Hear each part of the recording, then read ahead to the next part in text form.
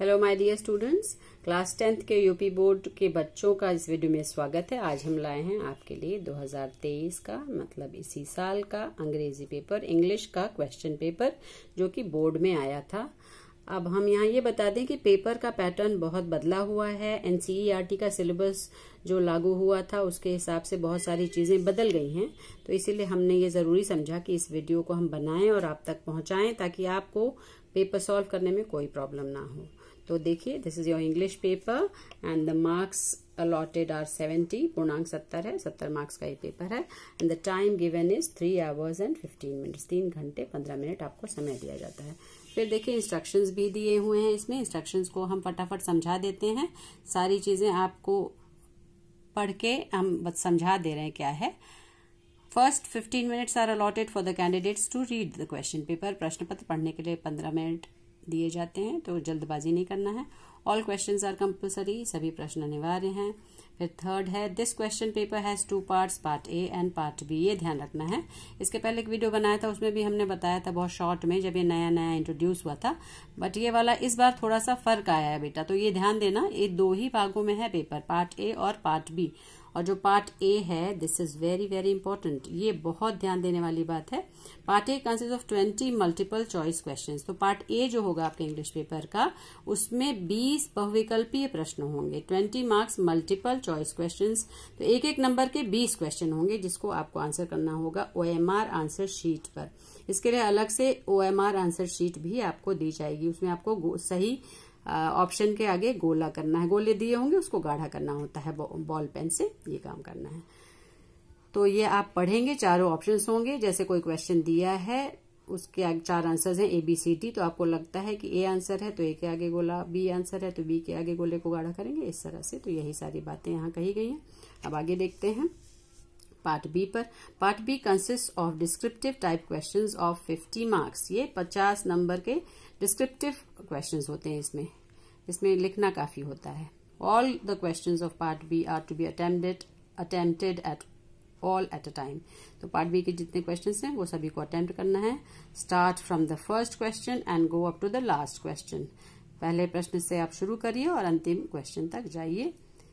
Do not waste your time on the questions you can not solve. अपना समय बर्बाद ना करें अगर आपको कोई चीज नहीं आती है तो ये तो फटाफट इंस्ट्रक्शंस हो गए। अब आइए देखते हैं क्वेश्चन पेपर में क्या है। अब देखिए, ये है आपका पार्ट ए। अब आप ध्यान से देखिए, तो ये एक पैराग्राफ आया है सुभाष चंद्र बोस के ऊपर। Subhash Chandra Bose was a great leader of India, इस तरह से इनके बारे में ये पूरा पैसेज है।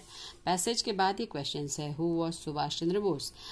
पहला, a great scientist A, B है a great artist, C a great leader, D none of these. अब इसमें से जो भी आंसर सही है, जैसे अ ग्रेट लीडर सी, तो सी आपको आंसर ये सही है सी, तो सी के आगे जो गोला दिया होगा उसी को गाढ़ा करना होगा OMR शीट पे। ये सारे क्वेश्चंस इस तरह के आए हैं और पैसे से रिलेटेड भी क्वेश्चंस हैं, ठीक है। ये फिर रीअरेंज भी पूछा गया है, शब्दों को सही क्रम में लगाने के लिए पूछा गया, कौन सा वाला सही है, ठीक है। फिर इसमें से कौन से शब्द की स्पेलिंग सही है, या इसमें क्वेश्चन में पूछा है which of the following words is miss spelled, मतलब गलत स्पेलिंग किस शब्द की है, तो उसमें से कौन सा वाला आंसर आपको लगता है वो मार्क करना है। सारी चीजें देखिए बेटा, एक एक मार्क की है, 1 मार्क ईच, मतलब ऐसे 20 क्वेश्चन होंगे। फिर यहाँ पे प्रपोजिशन भरना है। फिर एक और पैसेज आया है क्वेश्चन नंबर 9 एंड 10 का। Read the passage given below and choose the correct option to answer the question that follow. इसमें भी पढ़कर आंसर करना है, इसमें से भी उसी तरह आंसर करना है। OMR शीट पर का काम ही अभी तक चल रहा है। 20 अंकों का तो OMR शीट पर ही हल करना है। फिर देखिए, इसी तरह से एक एक मार्क के सारे क्वेश्चन चलते जा रहे हैं। ये सारे एक एक मार्क के हैं।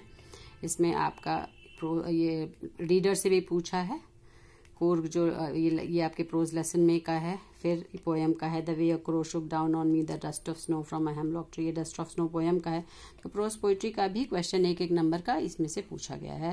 तो आपने देखा, ग्रामर भी है, प्रोज भी है, पोइट्री भी है, पैसेज भी है, सभी कुछ एक एक नंबर का इसमें से आ रहा है। और इसके अलावा देखिए, सप्लीमेंट्री भी। At the clinic the doctor gave tricky, doctor ने ट्रिकी को क्या दिया, ये आपका सप्लीमेंट्री से। तो सभी में से एक एक नंबर के प्रश्न पूछे गए हैं आपके। ये सारी चीजें एक एक मार्क के 20 नंबर के यहाँ तक पूरे हो जाता है। मतलब आपका सेक्शन ए, पार्ट ए जो है यहाँ कंप्लीट हो गया। अब हम आते हैं पार्ट बी पर। Part B reading section. इसमें भी देखिए पहला किससे शुरू हुआ है, फिर से एक पैसेज दिया है। पैसेज के क्वेश्चन अब यहाँ थोड़ा सा डिफरेंट है। देखिए यहाँ एक एक मार्क के नहीं, 2 मार्क्स 2 मार्क्स 2 और ये 2 + 2 + 2 ये 6 हो गया और प्लस एक 7 नंबर का है। आंसर इसी में से ढूंढ कर लिखना है क्वेश्चन जो पूछा गया है। तो आराम से पैसेज पढ़ लीजिए, क्वेश्चंस पढ़िए, फिर उसके आंसर को इसमें से ढूंढ कर समझ कर लिख दीजिए। पैसेज को हल करना इजी होता है बेटा और मार्क्स स्कोर करना भी आसान होता है, बिकॉज आंसर तो उसी में रहते हैं। अब उसके बाद देखते हैं राइटिंग पार्ट आता है।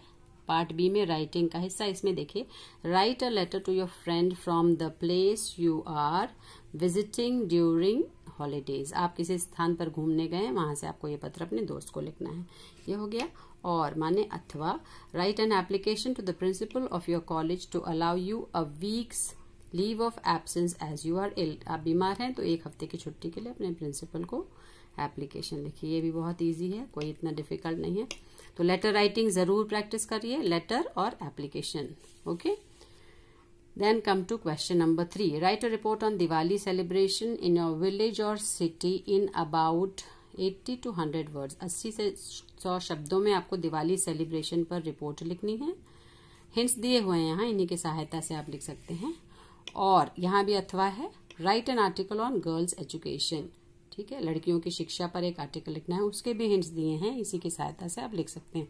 तो आपको चॉइस दी है, लेटर या एप्लीकेशन के बीच यहाँ चॉइस है।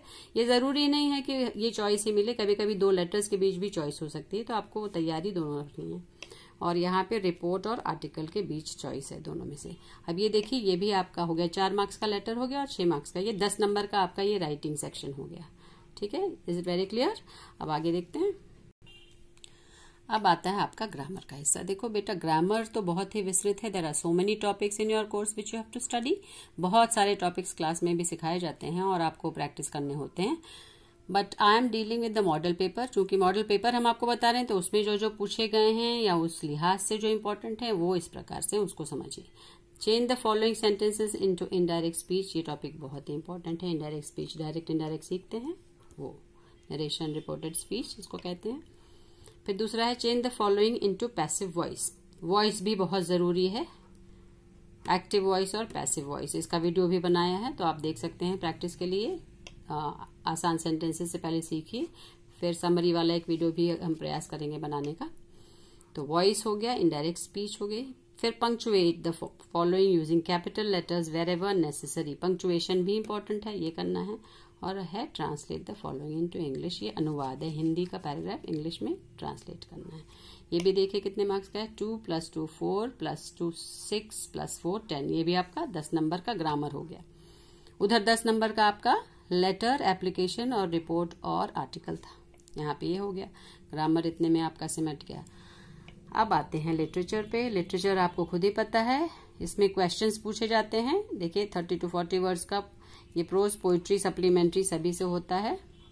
लिटरेचर में एक बात ध्यान रखनी है बच्चों, you have to answer short question and long question from your prose section, from poetry and from supplementary.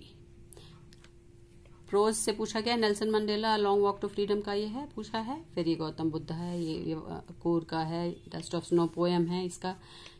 लेकिन इस बार ये चीज डिफरेंट है। राइट, हर बार क्या होता था जब एनसीईआरटी का सिलेबस नहीं था तो आता था right 4 lines of any poem. बहुत पहले 8 लाइन्स लिखने को आती थी, फिर 4 लाइन हो गई। कविता की कोई 4 लाइन आपको लिखनी होती थी, लेकिन ये चॉइस रहता था, मतलब विकल्प दिया जाता था, या तो आप 4 लाइन्स की पोएम लिखें या तो सेंट्रल आइडिया लिखें। लेकिन इस बार थोड़ा सा अलग है, इस बार और नहीं दिया है। मतलब क्वेश्चन नंबर 8 आपका है, right the central idea of any one of the following poems. इसका मतलब सेंट्रल आइडिया बहुत ही इंपॉर्टेंट क्वेश्चन हो गया है इस साल से। इसमें कोई चॉइस नहीं है, ये करना ही है। तो इसीलिए हमने कुछ वीडियोस बनाने का प्रयास किया है। जैसे हमने सेंट्रल आइडिया बनाना शुरू कर दिया है, तो उसमें first poem dust of snow का दिया है, आप देख लीजिए, आपको शायद इजी लगे तो उसी तर्ज पर आप बाकी पोएम्स का भी कर सकते हैं। तो इससे आप इसको जरूर प्रैक्टिस करिए। Central idea is sure question, ये करना ही है। क्योंकि पहले आसान था, ये करना था सेंटेंस रेडी, या तो 4 लाइन तो बच्चे 4 लाइन कविता लिख देते थे। अब आपको चॉइस नहीं है, ये करना ही है। ठीक है बेटा, अब आगे देखते हैं। इसमें भी वो सप्लीमेंट्री के क्वेश्चंस पूछे गए हैं, शॉर्ट और लॉन्ग। तो सप्लीमेंट्री, प्रोज, पोएट्री, सारे क्वेश्चंस पूछे जाते हैं, शॉर्ट लॉन्ग क्वेश्चंस। यही हो गया आपका इस साल का मॉडल पेपर। तो इसको समझे रहेंगे तो आगे आपको क्या करना है, कैसे पढ़ना है, कौन से स्कोरिंग क्वेश्चंस हैं जिनकी तैयारी आपको रखनी है, इस तरह से इसको देखकर समझ लीजिए। That's all for today. Thank you.